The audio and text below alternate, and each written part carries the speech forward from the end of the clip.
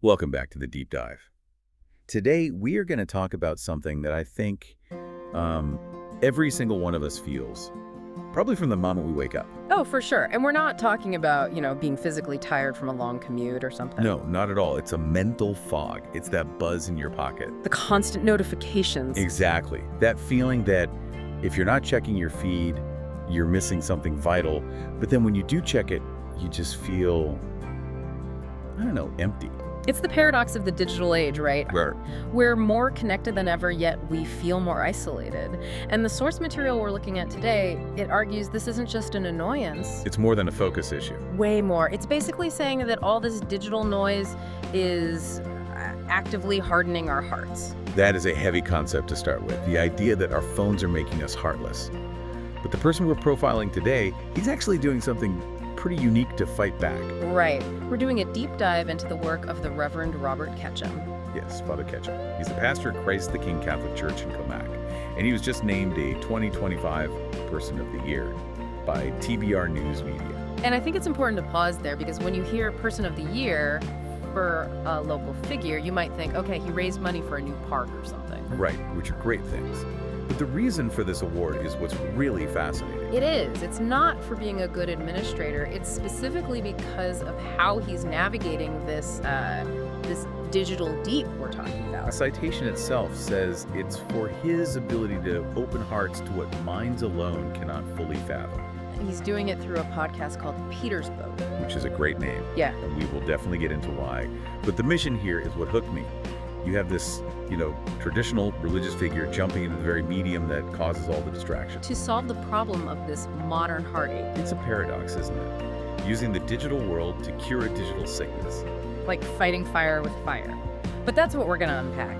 We're basing this all on a really great profile by Raymond Janis from the Times Beacon Record. And what stands out is that Ketcham isn't just, yelling at people to put their phones away. No, he's trying to bridge a very specific gap he sees, the disconnection between the rational mind and the longing heart. Okay, so let's start with the boat. The podcast is called Petersboat.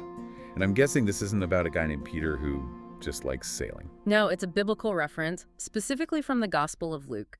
The story goes, Jesus was on the shore, but the crowds were just massive. I can picture it. Just a wall of people, noise, confusion. Basically a physical version of a Twitter comment section. Yeah, exactly. So to handle this, he gets into a boat that belongs to Simon Peter, and asks him to push off a little bit from the shore. Okay, so he creates some physical distance to be heard. Simple enough. Right. He pushed off from the shore to reach the multitude, and that is the core metaphor he's using. He views the internet as that boat. That's interesting. Usually when we talk about the internet, we say, go touch grass.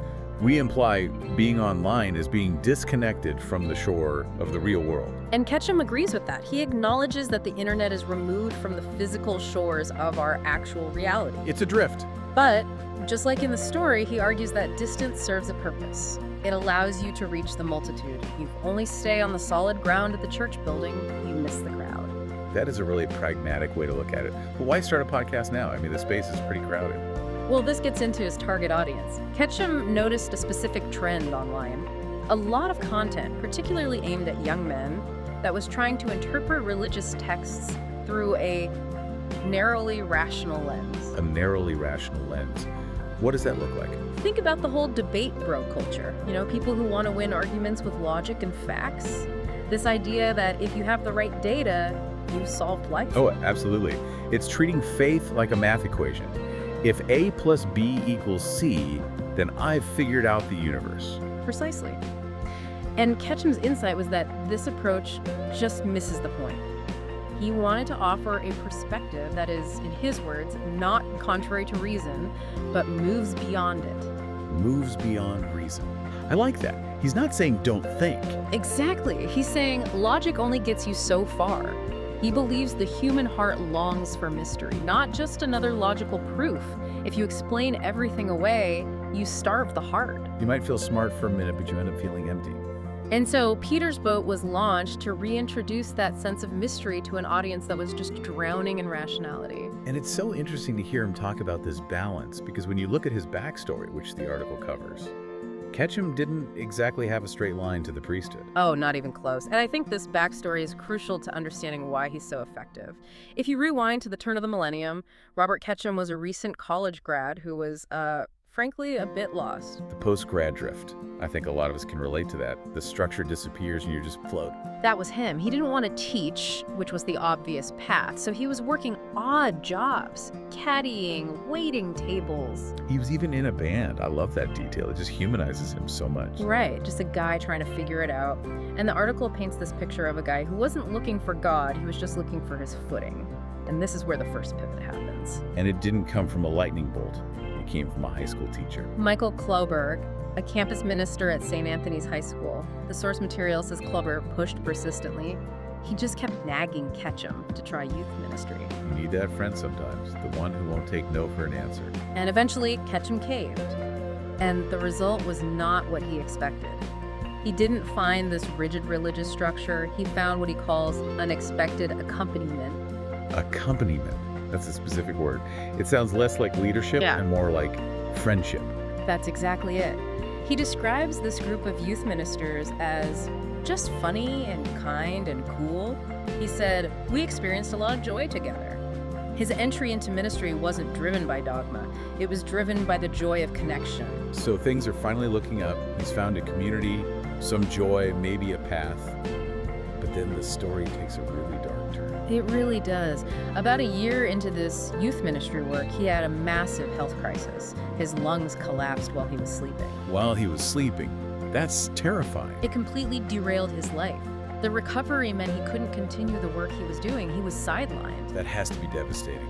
You finally find something that clicks, and then your body fails you. But that closed door led to another one. Once he recovered, he started working at a homeless shelter. Which is a very different vibe from youth ministry. Much grittier.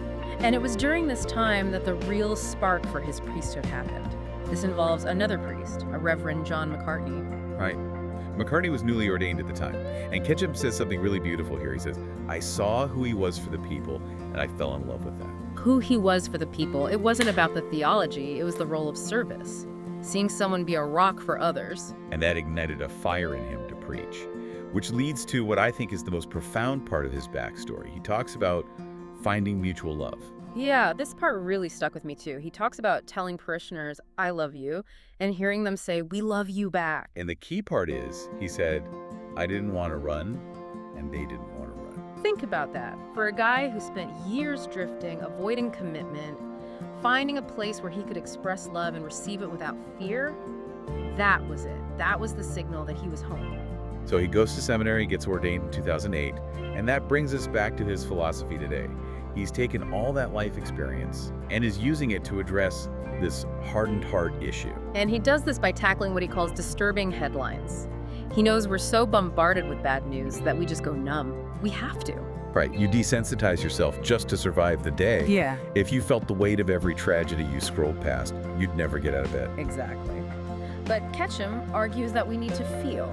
He uses this specific tragic example in one of his podcasts. It happened in California. This was the story about the father and daughter who drowned. Yes. A storm swept a young girl out to sea.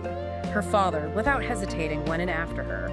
And tragically, they both drowned. It's just a heartbreaking story, the kind of thing your stomach just drops when you read it. Yeah. How does he use this?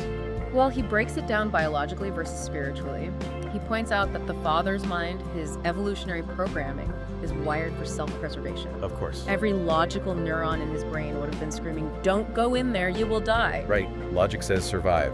Logic says I can't save her, so I should at least save myself. But Ketcham says his heart moved him into the ocean. The heart overrode the mind. The logic of self-preservation was replaced by the logic of sacrificial love. Wow. His heart moved him into the ocean. And that's the core of his message. The mind can't wrap itself around the concept of God or deep love because, like that ocean, it's dangerous and vast. The mind says stay safe, but the heart can open to it. The heart can see the mystery that the brain cannot. Exactly. So when he talks about that narrowly rational lens, this is the counter-argument. If that father had used a rational lens, he would have stayed on the shore. And he would have survived. But he wouldn't have expressed that ultimate love.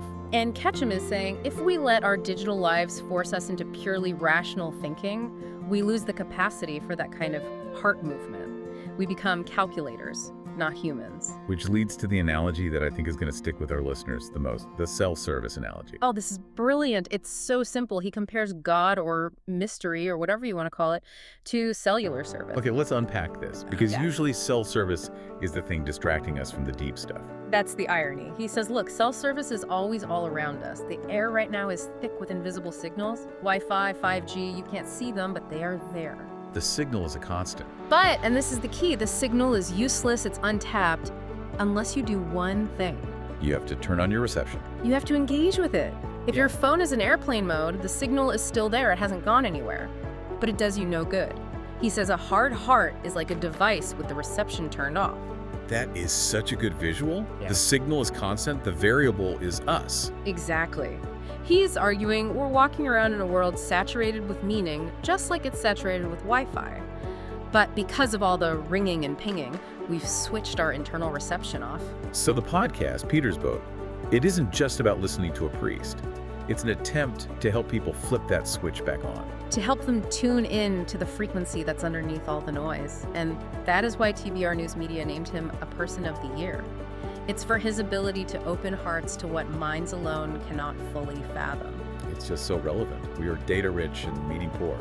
And that's what he's tapping into. The modern heartache isn't a lack of information, it's a lack of depth.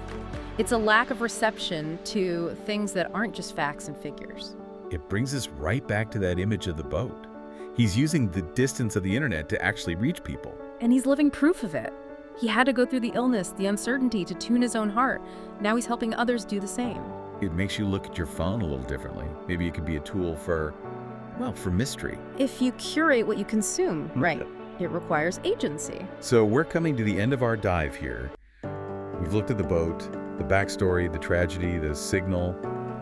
It's a lot to process. It is. But if you take one thing away, I think it's that image of the father in the ocean, the mind versus the heart. So before we go, I want to leave you with a thought. We talked about this idea of needing to turn on reception to catch the signal that's always there. Right.